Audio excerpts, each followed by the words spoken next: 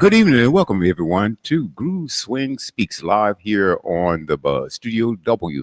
You know we circle this thing 24 hours a day, 7 days a week for some of the finest programs you can find anywhere around the world. And now we have a special guest. So before we do that, let me welcome our panel to the set. I see Tiffany Hilliard. Hey, Tiffany. Hello, hello. How you guys doing? Hola, sister. Hola. Hello, And my Tiffany. brother, Sergeant Clayton Brown. And I want to take time out to honor our veterans. Guys, appreciation is not enough to say. We really appreciate everything that you've done serving our country. And so, outstanding. And hey, congratulations. Thank you so much for that. Yes, and greetings, sisters. Greetings, my Hello. brother, and all the veterans out there. Happy Veterans Day. I see we have some veterans on the panel, and I believe Tanisha is also a vet, as well as Tiffany, correct? I'm not sure, but I believe she is. We can double check that. Hey, Rock, if you're in the background, fact check that for us. But I do. Mark is. Mark is a Yes, veteran. He's one of the yes. older panelists. He hasn't been on for a while. But anyway, hey, thank you so much. And I really want to thank our sister Crystal for agreeing and coming on with us today. Thank Thank you you. for having me. Oh, it's my pleasure. And let me just give you a proper introduction. Crystal D. Ballard has been a swing since fall of 2006. She joined the Sisterhood at Grambling State. That's also TL's alma mater, Grambling State University. Crystal enjoys the strength training and yoga as part of her wellness routine. When she has free time, she listens to the podcast and travel with friends. She has been an educator for over 2 decades. We love educators here on this program, serving in the capacity of teacher, assistant principal, and principal. She believes in working with children is her calling. One of her greatest joys is spending time with her family, particularly her 5-year-old niece. And again, welcome my sister. Um, like I said, I'm going to let Tiffany kick this off. Questions or comments? All right, hola again. How are you? I am excellent. Hola to you, Tiffany. How are Yes, you this evening? I'm good, girl. Feet tired. Just got off from work, but I'm here. Just want to start off. Where are you joining us from? Where are you located? Today I am in Minnesota. However, I'm in the Mm. process of relocating, so I'll be moving to another state soon. Okay, okay. Wow. Okay. So just to start off, we're gonna start off from your childhood and go from there. How was it? Are you the only child? Do you have a sibling? How was life growing up? I am the oldest of two. I Okay. have a younger brother. However, like when I think of my family, I think of what is considered my extended family, just because I grew up with my cousins, my aunt. So I Mhm, have so many aunts and uncles and so many cousins who are very important and are part of my life. mhm, I grew up in Detroit, and just growing up in such a large family was just advantageous for me for ways that I didn't appreciate or even understand mhm, until I was older. So there was just so many incidental lessons and incidental experiences that I had that, as I reflect now, helped to shape me into the woman I am today and have had significant impact on my beliefs around education, but just like my way of life in general. One of the things that I learned was unique when I moved to Minnesota, is that I first am a product of Detroit Public Schools. So having grown up in Detroit with such a rich history and mhm, having a level of exposure and connection to this array of Blackness, I don't want to say I took that for granted, but I didn't realize that that wasn't the norm until I moved to Minnesota. Because mhm, after I finished school, I then went to Grambling State University, which is a historically Black college in the mhm, northeast part of the state. So when I started to do my grad work in Minnesota, I was just like, what in the world is this? mhm, So I, at that point, became more grateful of the experiences that helped to shape and ground me. Hmm. Okay, that is good to know. My one of my questions that I have, because you kind of brought it up that you lived in a household full of different people, your relatives and stuff. Where did the education part come from? Like, as far as like you wanted to become an educator or a teacher, did you living in a house full of people, did that have any influence on it? You know what I'm saying? Did you have to help, your family members with certain things, or was it just something outside of the family household? I think it was a combination of the two. Mhm. I really have a gift for helping and supporting people. I can remember very early on just playing school. And I imagine that most children do that because that's something that like we experience. But like I feel like when I was playing school, I took it to the another level. I was engaging my aunts. I had parent teacher conferences. I was really doing school with them. Right? Exactly.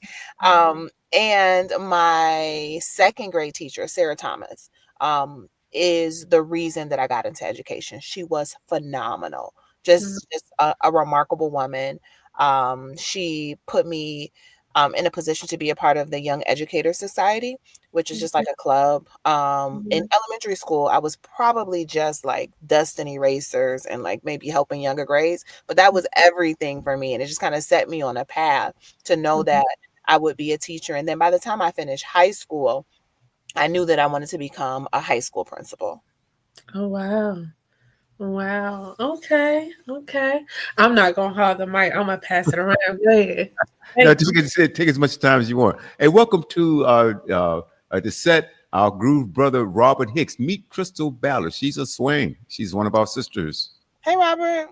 Hey, Robert. Good evening, Greetings, all our Robert. sisters, and thank you everybody here for being here tonight. As this is episode number 93 you. Woo of woo.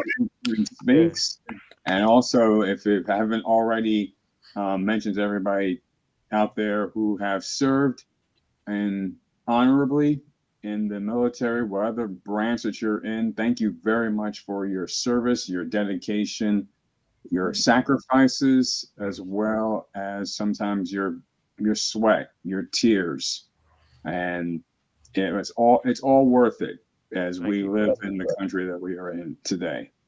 Thank you, my brother. Mhm. Thank you. Absolutely. And so I see here basically, Sister Ballard, you've been a member of the greatest female organization, Swing Five Swing Social Fellowship Incorporated, since fall of 2006. Right on. Yes. Is so basically next year will be 20 years.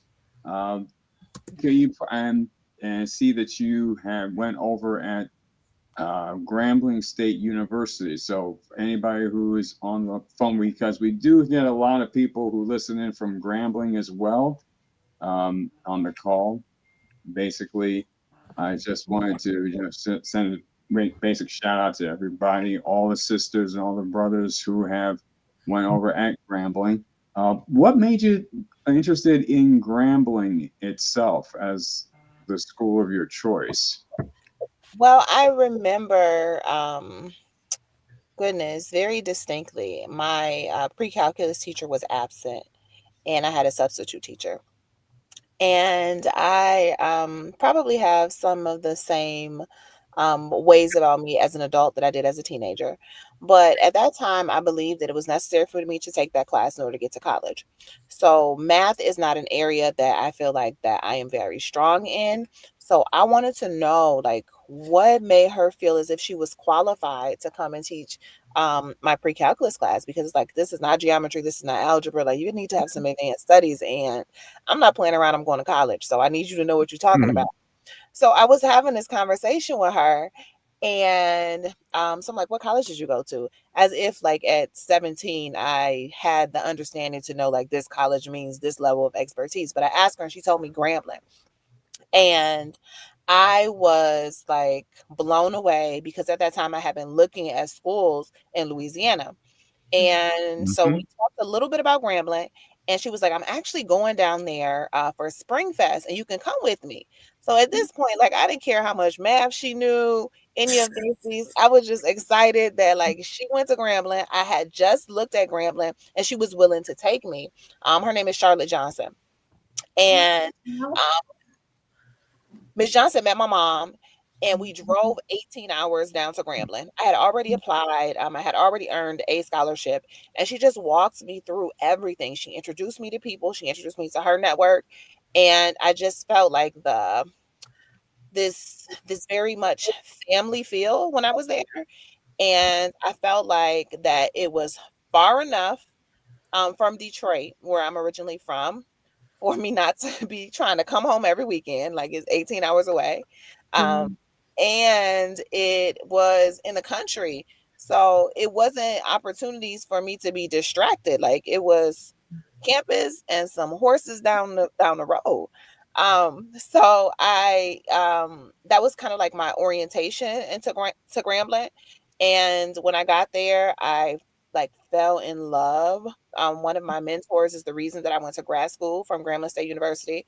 Her name is Dr. Newman. She really pushed me to go to grad school, and I try and make it my business to support Grambling and attend homecoming as much as possible. Grambling events. I am very proud of my choice and the institution I decided to attend for undergrad. Nice. Excellent. You said that when you talked about that drive, that 18 hours, that is dedication. With a stranger. Like, she was a substitute teacher. I just met her in class. But it just happened to be that connection that it could have been, God ordained that for that point in time for you to be there and being able to get down to Grambling. So everything is the way it's supposed to be. Everything is basically in the will that basically is supposed to be done. It was not by accident. So yes. Definitely. So that is definitely impressive. And I know there's a few other things that I know I'll be speaking with in a little bit, but I want to pass it over and I want to say hi to Bellman Pierre. How are you doing there tonight, sir? Okay, sorry. Myself available. I am on my way to the other office right now, but I'm here right now. How you guys doing? Hey, brother Pierre. Greetings, brother. Yeah. Fantastic. Tier went to Grambling also. He went over Pledge Groove in Grambling. What year was that, Tier? I pledged in '97, and I was the chapter president down there. I pledged the semester before mine. Yeah. I understand. And I sent you a text message because our sister here, she pledged or went over in 2006, and she's an educator. So I know you're busy right now driving. Really appreciate your dedication. By the way, Tanisha is a vet. We just found out from Rock she is a vet. Yes. Tia, before you have to get off, what questions do you have for Sister Crystal Ballard? Well, I wanted to tap into her experience as a teacher. I, in another world, tried substitute teaching at one point, and this was way out. You guys don't really know where the high desert is, but it's kind of far from the city. And I had a problem when I was substitute teaching because I always had like some knuckleheads in the class that didn't want to learn, and they wanted to interrupt the learning for other people. And it started getting to me because the most depressing part about it was that 9 times out of 10, it was a Black student that was effing up the education for everyone else. And I just wanted to know, I wanted to hear Crystal's experiences with it. And do you run into any problems similar to that? Great question. And it's so good to see you. Mm-hmm. I think that education, especially in a K-12 setting, is built on relationships. And because it's built on relationships, it creates a disadvantage for substitute teachers because they don't have the relationships, the rapport. And that's particularly important for Black children. So because I didn't really serve in that capacity, and I was a classroom teacher where I started at the beginning of the school year where I was able to establish and build rapport, I didn't really have a lot of issues with classroom management. Now, with that said, there's an understanding that children are children. So there are some developmental things that are appropriate that will happen in the classroom just because this is who they are at this stage of life. But I didn't struggle with that or really have any issues. I think one of the unique experiences for me, um, I taught in Louisiana, I also taught in Minnesota, and I probably had like youth on my side. But one of the things that stood out to me, I remember I was in sixth grade, and this young man, um, his name was Jerome, and I don't remember exactly what was going on, but what stood out to me was like, he was like, "Miss Ballard, we like you because you're not scared of us." Now, keep in mind, I'm teaching sixth grade, right? So this means Mhm. like at some point in his life as an elementary school child, whatever has happened has positioned him in a way to people make him believe that adults are afraid of him.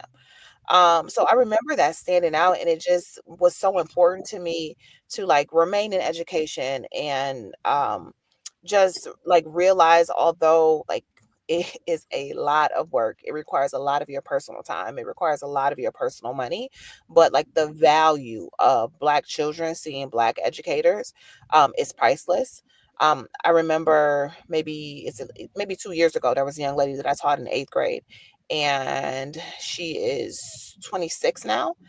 And I remember like her coming to the school, and I came into my office, and there's like this gift bag with all this stuff on it.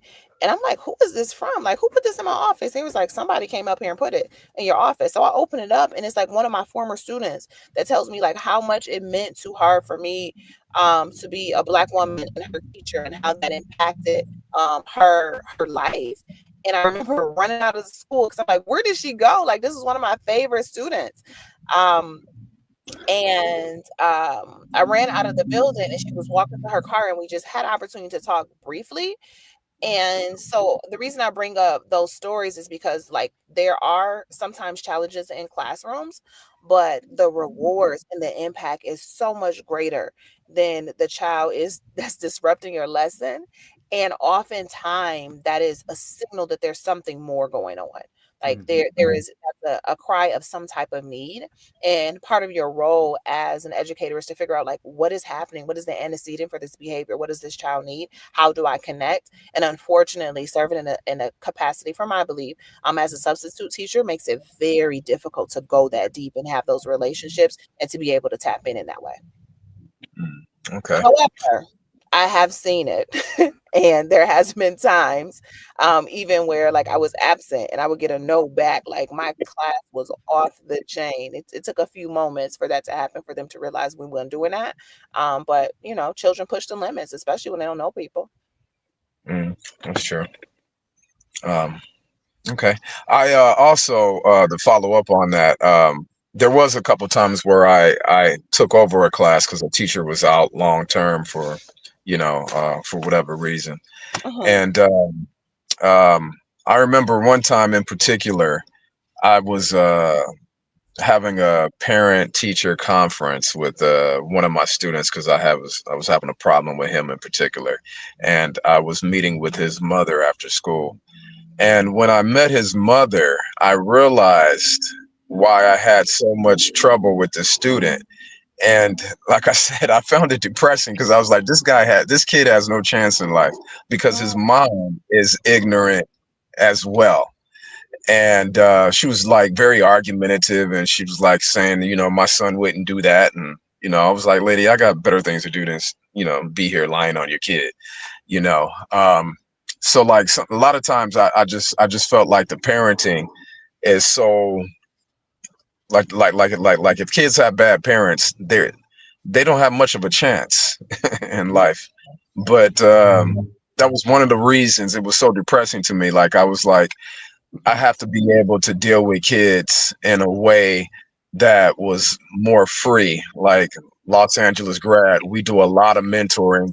We go into the hood. We've been in several schools and Watts, but we're running our own program. And I didn't have to adhere to what a California school teacher had to, I didn't have to exercise their discipline. But how much of a role do you think, with that said, how much of a role do you think parenting um, has to do with Black education? Well, I think there's no question that it's important. However, I also understand that we spend a significant amount of time with children, and sometimes they spend more time in schools than they do at home as it relates to adult interaction. Mhm. And I find that so the first piece is that we have to. I believe it's important to operate from the standpoint that our schools were not designed to serve all children. That wasn't the intention, and they have not transformed as an entire system. Now there are individual schools, but as we talk about the school systems, they haven't transformed in a way that they serve all children. So because of that, you have parents, grandparents, whomever has gone through the systems that sometimes have experienced trauma from the school systems. So that Mhm. impacts the way that they engage with the school system. But then there's other stressors that exist, just environmental stressors, the way that we grow up, what happens in our community that impacts our ability to engage with our own personal children in what could be quote unquote a healthy way. And sometimes that is like we do what our experience has been. So I don't know many parents that's taking like parenting classes. I don't know many parents that are like in a place where they're reading to see like what are experts saying about this thing. Oftentimes it's like, well, this is the way my mom did it. This is the way my dad did it. This is what my aunt like. This is just how it happens. And sometimes that's passed down. I think it's very important for us, like as a community of Black people, to really tap into ACEs and to think of the adverse childhood experiences that we've had that impact the way that our brains develop. And when you have those so many when you have high ACEs scores, it just impacts the way your brain develop. And when you are in situations where your cortisol is elevated over time, that's that fight or flight. And it gets to a place where your normal is not really the normal. So your fuse is short, and then you start throwing in other things that are happening. I mean, the political climate today, those things sometimes create hurdles for parents to show up as their best self. And one of the blessings that exists as educators is that we have been formally trained on child psychology, educational psychology, many things, so that we can stand in the gap and also provide some supports for our parents as well. But that also gets into like trust and relationship because of the historical context of schools. Oftentimes, parents are not willing to partner with us because of their experience. There's a level of trust of things that have happened generationally. When you think about what happened to in our Native American communities, where like people were snatched out of their homes and gone to boarding school. All of these things have like generational trauma, and it is a system. And to think that like parents are exempt or anyone is exempt from those things because it impacts us too, which gets into why it's so important for educators to have a very strong wellness practice, particularly around like mental wellness, because we carry so much when you're interacting with those energies. At the level of intensity that you are. And you think about the number of decisions that you have to make, like within a minute as an educator is more than what our brain is designed for. So parents have a role, and even in the worst housing parenting situations, there's evidence that suggests as you have a strong school systems that the child can still experience success. Okay. All right, Sergeant. Yes, good evening, sister and my brothers. Um, like my brother said, he's also my blood brother as well, William. We come from HBCUs. I came from Virginia State University, and my brother from Virginia Union University. And we are we love educators. And for that, we say thank you because we always have people tell the service members, thank you for your service. But I would tell an educator in a minute, thank you for your service because you continually uh, put yourself out there on the battlefield, as I say, every day. I too should have been an educator because I was a fine arts education major. But at that time, I did not want to deal with uh, the children of that day. And I don't think I had the patience nor the fortitude to deal with that on a daily basis because I was more so, I think, an introvert. And being an artist, I just wanted to do my thing. So I ended up in the Air Force. And that kind of changed my way. But my question to you today, as an educator, where do you see education going? Because the curriculums are changing. I see um, where it's uneven far as regions, far as the education system, because I travel across the United States and I saw the difference between state to state. And like President Obama used to say, you know, no child will be left behind. But we still haven't come up to the point where everybody's on the same page because my children was being taught differently from state to state. Do you see that as one of my first questions? And also uh, the curriculum going into the future, the technology future, all this AI and all this other stuff, because now they're taking away things that we grew up learning. Mm. What do you see nowadays? Well, as you stated, there's definitely different state to state.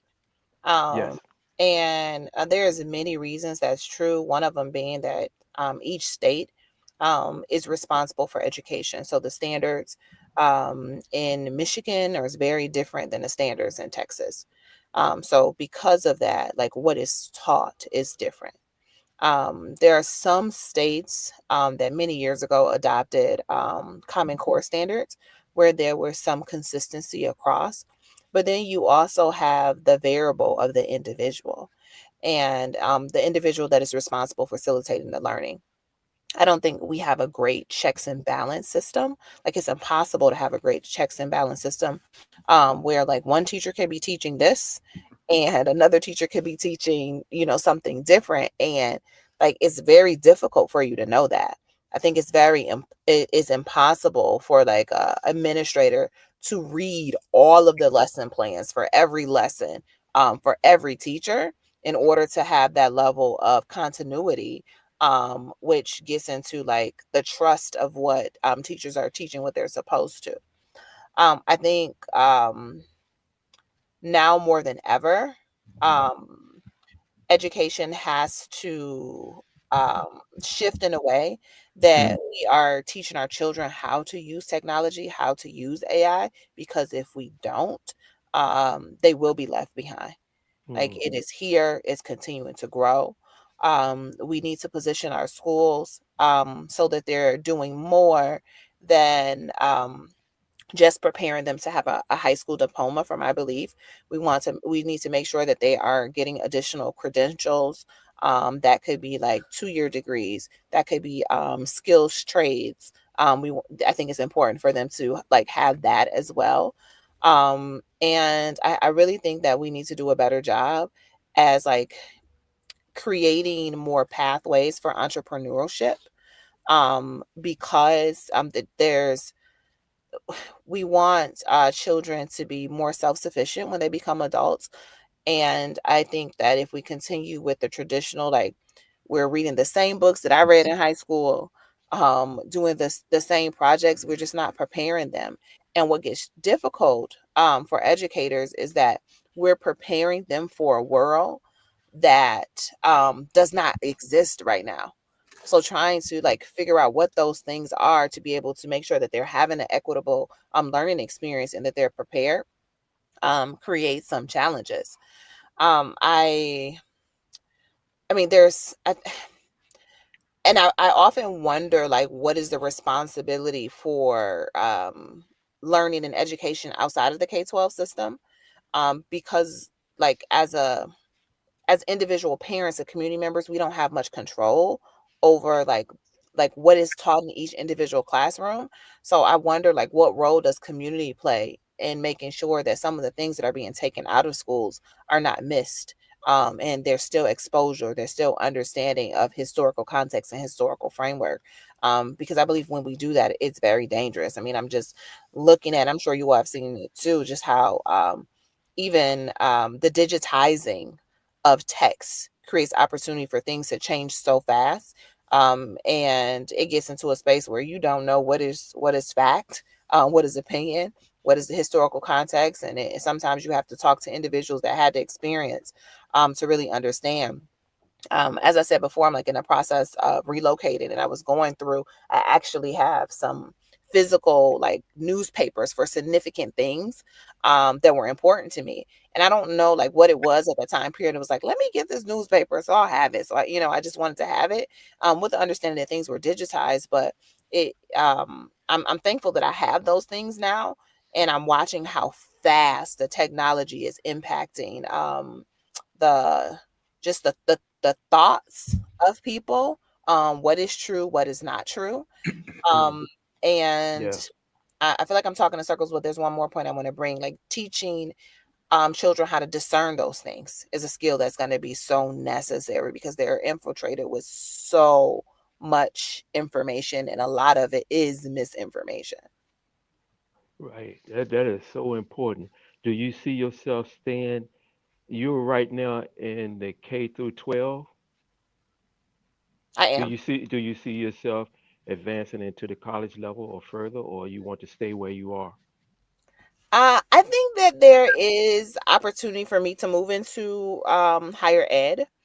As Tierra mentioned, like classroom management and just who children are, sometimes that creates challenges, and then I have to know that like when it's like I have served the time that I can serve and be effective in K-12, and perhaps move to a space where I can use my experience in education to be able to teach the next generation of educators of kind of like what to do, how to do, what works, what does not work, what is the research saying. So that's something I will enjoy, but I don't think I'm at that point yet. At least I don't, I hope I'm not, because I still enjoy the youth. I love teenagers.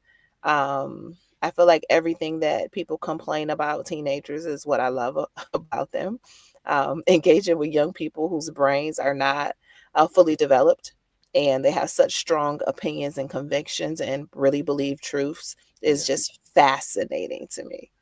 Yeah, as I got older, I got out of that old way of thinking. And of course, I know how important it is. So I commend you for what you do. And I've always said that teachers is the most valuable resource that we have. So they need to be paid a lot more. Somebody that's on the net or in this world, cyberspace, please hear me now. Pay the teachers.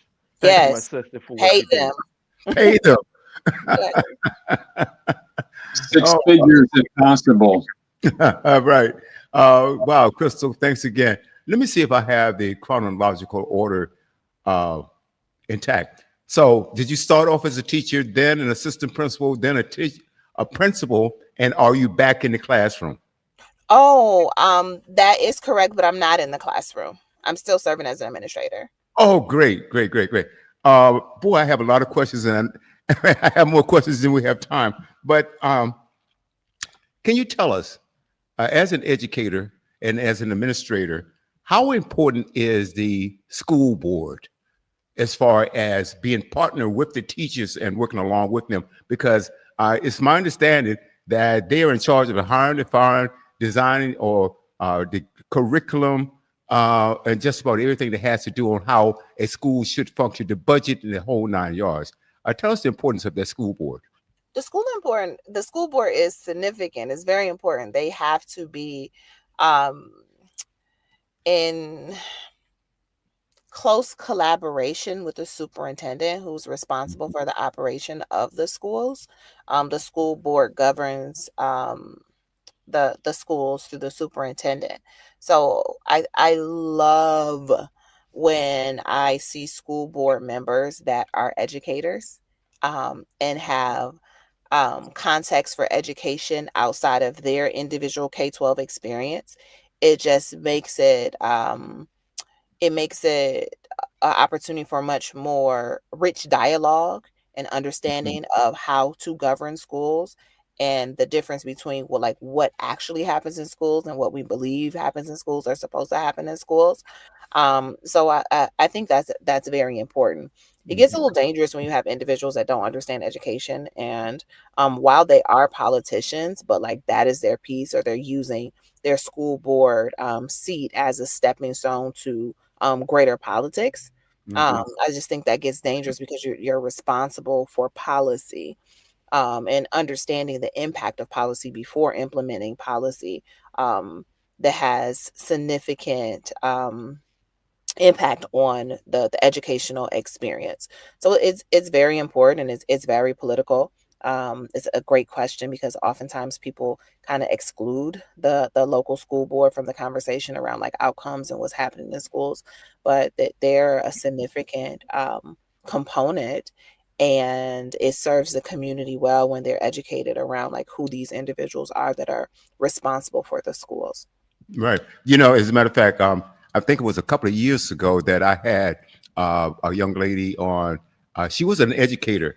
As a matter of fact, she had gotten her doctorate in education, and to my knowledge, to my best recollection, and she was running for school board, and the other members of the school board, they weren't educators, like you said, they are politicians, and they used the school board as a stepping stone for higher uh, levels, or getting and deeper or higher levels in politics. So I couldn't agree with you more. If they don't understand education, or they haven't been involved in that, so how could they really help design proper programming or curriculum for our youth? My next question, and when Tia was talking about young children, and I'm gonna paraphrase a little bit, how some of them are out of control, and then the parents, and when you meet with the parents, you see, wow, this apple didn't fall that far from that tree. But you, as an educator, some of you, a lot of great educators out there, they have the skills to be able to reach that child. What is your approach? Do you say maybe a one-on-one, call the child in and say, "Hey, let's talk. I understand that something is going wrong. You can talk to me." I mean, what is your approach to breaking that chain, so to speak? Or you mentioned something about cortisol. Now, my understanding of cortisol is a toxin, and you was talking about how the cortisol levels reach, and they're out of control, and we know the opposite of that. I believe is serotonin, if I'm correct about that. How do you reach that, say, that troubled child, and what do you find out after you sit down and you really talk to them about what's going on? So my experience has led me to believe you have to make a connection first, and sometimes you have to address the issue by learning more about the person before you're able to address the issue. So making a connection around like what they're interested in, what they're passionate about, the reason they come to school every day. And when you make that investment to learn more about them, then you can start to tap into like what concerns may be. It's like children need to feel safe. Mhm. Like you just have to just have to feel safe. And a lot of that safety has to do with like trust and relationships. So I don't think it's effective to just come in and say like, hey, I am an adult, I have X number of degrees, and this is what's going to happen, because it just doesn't go well. And it doesn't make it's not a it doesn't create a positive experience for you as an educator or for the child. Um, Mhm. one of someone told me before, and it's just an old adage, is like people remember how you made them feel.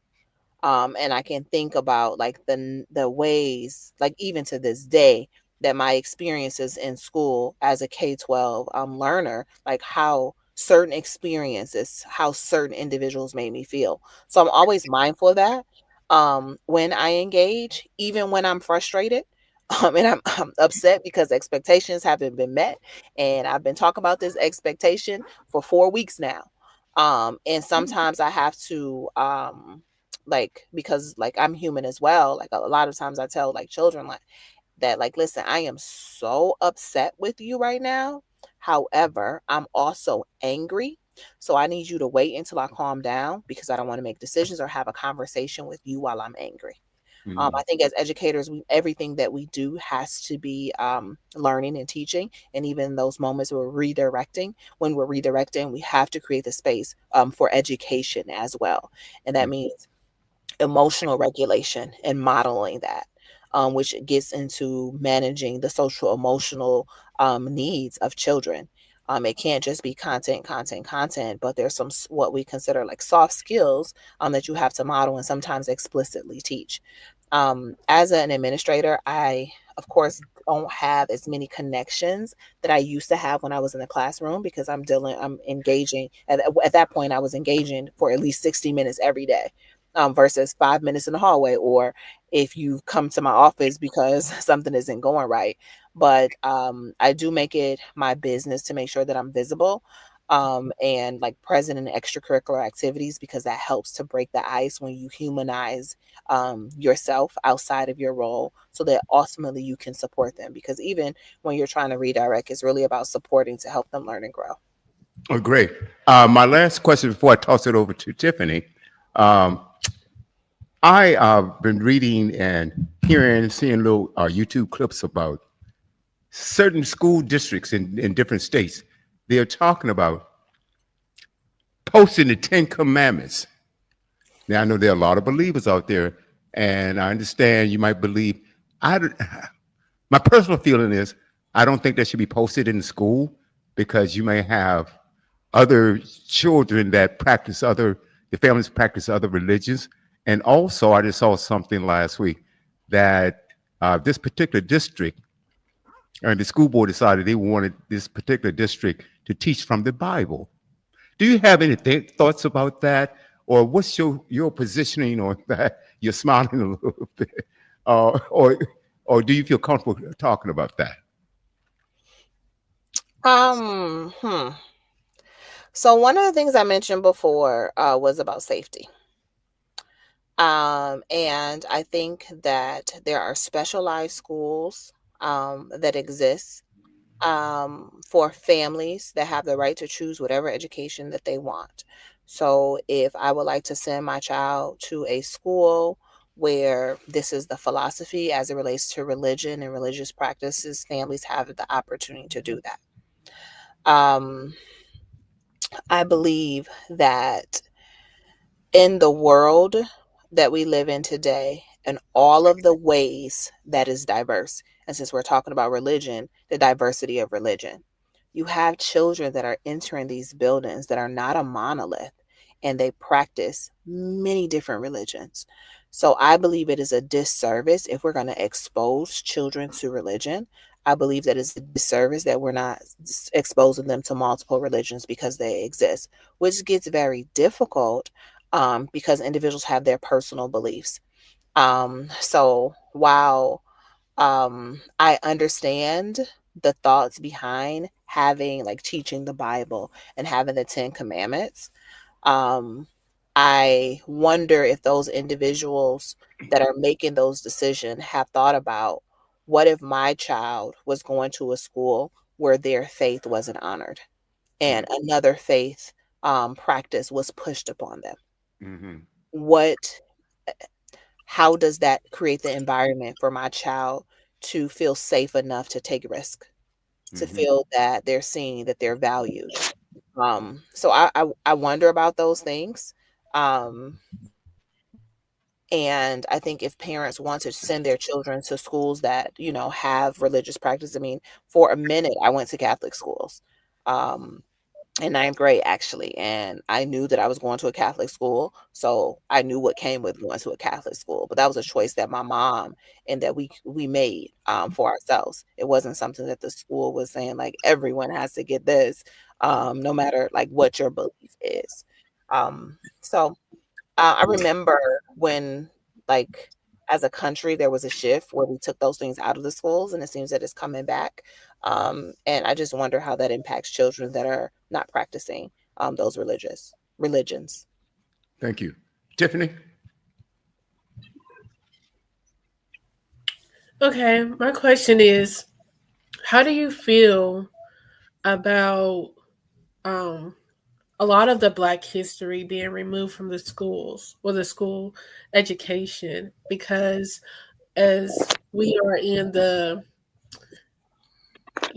current administration, they are removing a lot of history that is true out of um, out of the school systems. What is your stance on that?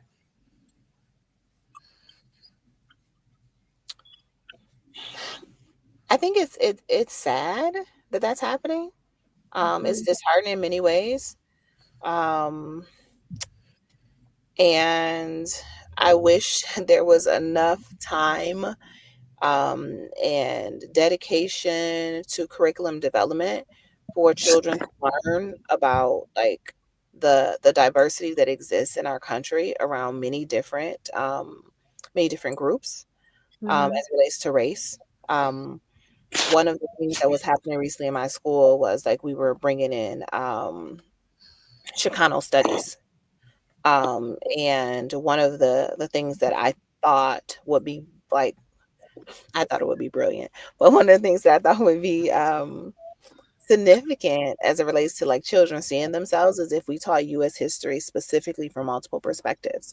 So like what is the African American perspective or the Black perspective of US history? What is the Latino American perspective of US history? Like we're talking about like how did certain things impact different communities? And I feel like when we teach history from one lens, when there's multiple perspectives or we're removing things, it just puts our children at a disadvantage to be connected and feel that they're a part of something greater. Um, while I like, I'm saddened that it is happening, but I'm also saddened that when it was there to the capacity that it was still limited. So there are significant components of like history that I didn't learn until I finished K-12 education. That's because I wasn't Mhm. interested in it. And I say that with the understanding that it is impossible to teach everything that is significant in a K-12 system. That's true. That is true. I'm going to pivot a little bit from the education questionings. Since we know that you are a member of Swing Five Swing Social Fellowship Incorporated, one of the best organizations in the land, can you tell me how did you journey into becoming a member of Swing? Like, what got you saying like, okay, what brought you interest into swing, and how has that shaped you as more so of an individual, as a woman, and as maybe even as an higher ed educator? Well, I learned about swing at Grambling. Before going to Grambling, I had no idea like what swing was that exists. So I learned about it at Grambling. And what was attractive to me about swing was the closeness of the sisters on campus. I found that there was what I observed was true connections in meaningful relationships. I found that like sisters really knew each other. They knew extended family. They knew each other's children. And I just believed that it was like the name of the chapter of Grambling is it essentially translates to the truest sisterhood. Um, Mhm. so I found that like that's that was happening. And my process in becoming a swing, I learned so much about myself Mhm. and gained so much confidence. I tell all the people all the time, like I used to be like terrified to speak publicly. Like that was not my thing. Like it Mhm. just wasn't. And through my experience with swing, I had so many opportunities and support that like it's just second nature. And I guess Mhm. I'm in a field where I have to speak publicly all the time. It's not my favorite thing, but like the level of like anxiety that used to exist for me, like it just doesn't anymore. And Right. I am connected to amazing women Mhm. just across the United States that I've developed relationships with over time that have been very meaningful for me. I love that the level, I keep mentioning diversity, but like the diversity of thought that exists in swing, um, Mhm.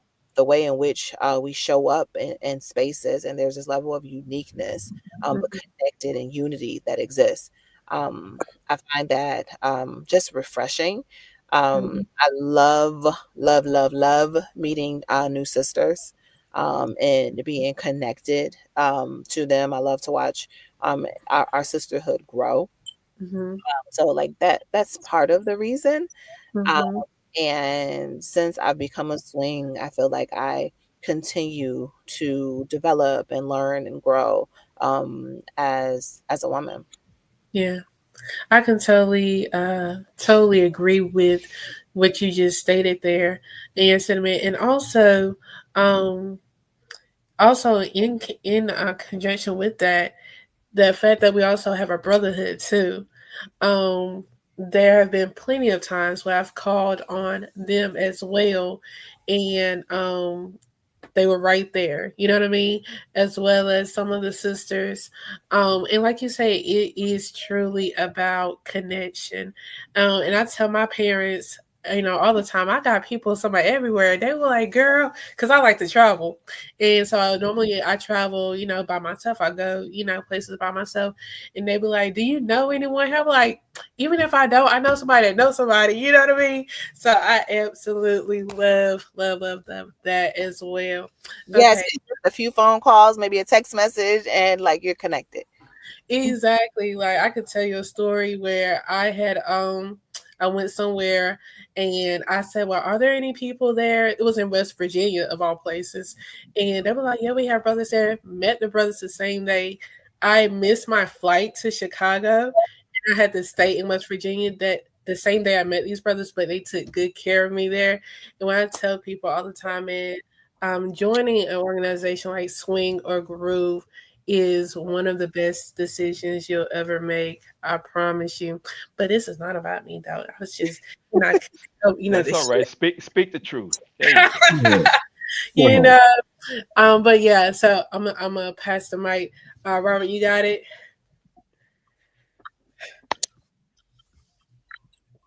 Or who's next? I could probably hop back in. All right. Okay. Go ahead, brother. Um, okay. I have two questions. The first one is about, and I hope you haven't spoken about it yet. School voucher programs. How do you feel about the idea of kids getting vouchers to go to different schools? And I asked that with this context. My daughter, when she was in school, she made great grades, and um, a lot of times I didn't really like the idea of her going to the school that she went to, because of course it was a split custody situation, because I felt like it wasn't a good school, and I didn't want those other bad kids like bringing my daughter down. She's a smart kid, so she needs to accelerate and go to a good school. But so do you think that like vouchers are good for certain kids, or do you think that the whole voucher program is bad, or what's your opinion on it, good or bad? I think it is so complex that is Mhm. like very difficult for me to have a position. Like on one hand, like I believe that every child has a right and deserves to have a quality learning experience in school. They deserve to feel safe in all of the ways that we measure safety, physical safety, social emotional safety, spiritual safety, like all of those things. Um, and I know that sometimes like schools don't provide that. And when you're talking about choosing where to send your child, like your most prized possession, you want them in a place where like they're they're they're safe so that they actually can learn and thrive. And I think um my mind gets to like what are the factors that exist that makes that not true for every school.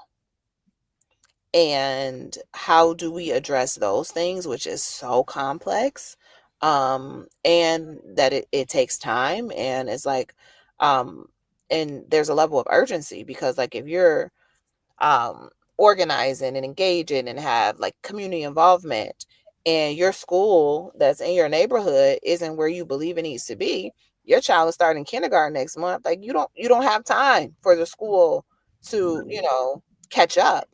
So Right. I don't know. I believe in neighborhood schools as well. And I believe in quality learning experiences. But I also believe in taking deeper dives to understand like what's happening in these schools that we believe are high performing and the ones that are not. Oftentimes there is more variability from classroom to classroom in the same school versus school to school. But it's a very complex thing, because parents want what's best. Everyone wants what's best for children. And the reality is like some of our schools are not thriving in the way that they should to be able to meet the needs of every child. So I don't have the answer. I know Do you have a child? said again. Do you have a child? I do not. And the If, school district that I work, like in Minnesota, you have open enrollment. So you don't have to have a voucher. If you can provide transportation and there is space in a school, your child can go there. did I meet you when I was out in Minnesota that year? Yes, that's why I said it's great to see Yeah. you. Oh, yeah, you're the tall one. Okay. You're All not right. the tall one. Yeah. You're like 5'10" or something. You're up there. So I was gonna ask if you had a child that was like excelling in school and you had the opportunity to voucher her out to a better, quote unquote, better school.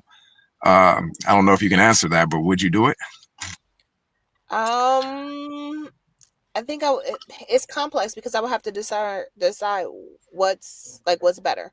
Oftentimes, I feel like better is sometimes coded as like a more white school. Uh-huh. And I talk to like adults who have been products of their environment, of that type of environment, and they talk about the way that the way it impacted them, the way it impacted their social emotional well-being by being the only person or one of five in spaces. And we know the impact of affinity spaces. We know the impact of imposter syndrome and all of those things. So I hate that parents have to take a risk. Like, do I want to make sure that my child is academically sound while risking their mental health, or just like figuring out like how do I put them in like social situations where like they're getting what they can't get from school. Like, you shouldn't have to choose that way. So I don't know. I think it depends on like the child, what I value. I have a niece, and like I know what type of school that I want her to go to. And I think that like she would thrive in a Montessori program. Like, she is very much an independent thinker. She is not like the traditional like do this because I'm an adult. It doesn't work for her. It hasn't worked for her since she was a baby. So I think it really gets to like knowing your child, knowing their needs and what the schools can provide, because some schools can't provide certain things. Every child is not going to thrive in a Montessori environment. Some kids need what is considered different structures, or more the word that comes to mind is more rigid structures or more defined structures. And some kids may thrive in arts, and like that is what gives them life. And all schools don't have like robust art programs, and they need to be in a place where they can be creative. So I think it's more about like what school meets the needs versus like the voucher program, I think. But I don't Mm, know, it's complex. And I don't Yeah. have children, so I didn't have to like this countdown. Like, I have to find kindergarten. I got to find kindergarten. Which one is the best one? How do I know? Is this teacher that I like going to be there? What happens if they leave? Then I don't want them in this class because I heard about this. And like, Yeah. I sent my daughter to a Montessori school when she was little. I can't even say it. My last question I have for you. What grades do you teach? Are you teaching like at the high school level? I used to teach. I've taught all grades. I spent the majority of my career teaching in middle schools, but I work in high schools. Okay. Um, Of course, I went to Grambling, and I tell people, I feel sorry for people that didn't go to Grambling, even if you went to a different HBCU. I feel sorry for you for not going to Grambling. But what do you think the reason that a lot of the HBCUs are not getting a lot of the black students? Although right now, shout out to North Carolina A&T with 15,000 enrollment, but 15,000 for HBCU is a lot. That's a whole lot. That's huge, actually. But how come you don't think that more kids are going from high school to HBCU? I don't know the reason. I imagine that there is multiple. One of the factors that I think exists is just affordability. Oftentimes you have PWIs that are providing scholarships that like HBCU. right, that you can't like you can't say no. Like, am I going to go into debt or am I going to get this free education? Right. So I think that is a factor. I don't know how well schools market HBCUs as well. Like I told you, I grew up in Detroit. And even when I was applying to Grambling, I don't remember if I knew that was a HBCU. Like, I don't remember if that stood out. I think I just knew it was college. I don't know. But I can say that as an educator, and we know that the teaching field is predominantly white women in general. I can say that I have met educators within the last 10 years that have never heard of an HBCU. Was looking at me like, what is that? And like have said that, like, what, like HBCU, what is that? And then it's like, well, do you have to be black to go? And so like we're talking in the last 10 years, HBCUs have been around since the 1800s. Right. So I'm thinking, like, how did you live in the same United States that I grew up in, and you, in many ways, like you've been in education longer than me? How do you not know the HBCUs exist? So I think that our schools don't know. I bring them to every school that I attend and like make sure I talk about them, but like educators don't know. Social media is helping. Yeah, absolutely. Wow. Sister Crystal, I can't believe we're out of time. Yes, I can. You like to talk. All right. Wow. No, that's a compliment. Hey, look, I tell you, the hardest thing of being on a talk show like this, is that bringing on a guest and they don't talk. Yes. We want you to talk. Okay, so that's a compliment. Thank you so much. You are so welcome. What is it? And you get the last word. What is it that you'd like for us to know that we didn't ask? Good question. Ooh. So this may like get into like, what does she mean by this? So one of the things that is complex about my identity as an educator, like I have known that I was going to be an educator since I was in second grade. Like I knew this. However, I absolutely love education. I love learning, and I hate the institution of schools. But this is the context that I work. Love education, love learning. School is complex, it's political, it's a lot of things outside of teaching and learning. Wow. Well, I want to thank you.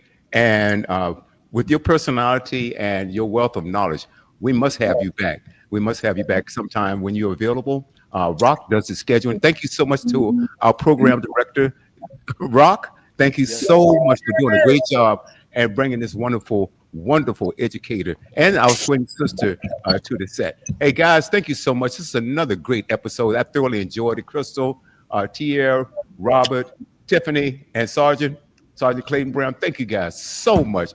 And Crystal, we can't thank you enough for educating us on education. How about that? You are welcome. Happy Veterans Day, Sarge. Happy Veterans Day.